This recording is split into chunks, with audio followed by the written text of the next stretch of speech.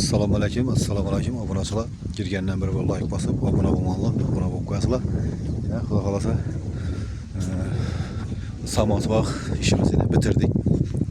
Samotsvoq xudo xolasa hamma yeri bitdi, qilib qolishini tip-tekis bo'lib. Shunday ishlar bo'lsa, aytaverasizlar. Yana oynalar ham, atkoslarini ishlab bitirdik, xudo xolasa. Bitti xolasa. Yine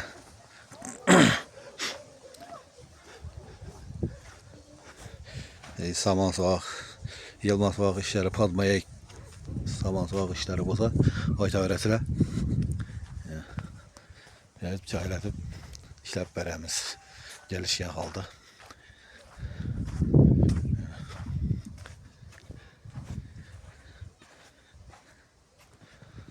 Tep-tekis olib, çatçı olib çıktı. Şimdi işler olsa aytaverasizlar.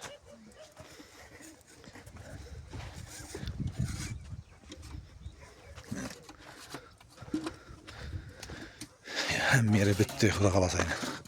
Yani veclerini taklap tutmaz.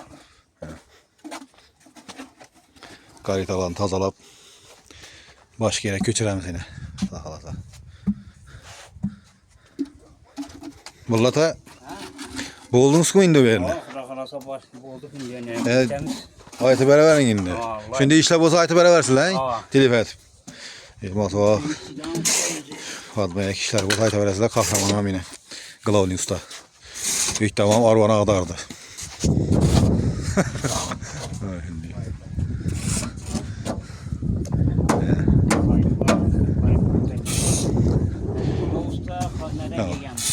Hayvan Xivadan sizsiniz buradaki? Şorahandan hocalardan. Brat bu biz. Bullata. Şifr mı, pol mu, patolog mu, ariston işleri, malyarki işleri bu aytaverasizlar. Şu nömerlerimizi koyup koyamız. Şu nömerlere bağlanıp aytaverasizlar, xudo xolasa. Vecdanı yığınlab tutmuş hazır. Xudo xolasa başka yere köçemiz. O miskinde Haris degen yerindeyken şöyle baramız.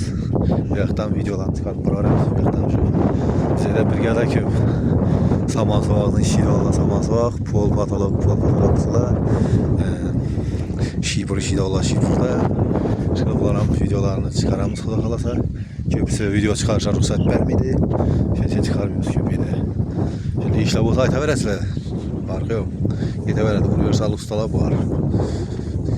Bahalarla gelişip işlep beremiz. Şu bilen bir günkü videomuz tamam. Sağ olunlar, salamet olunlar.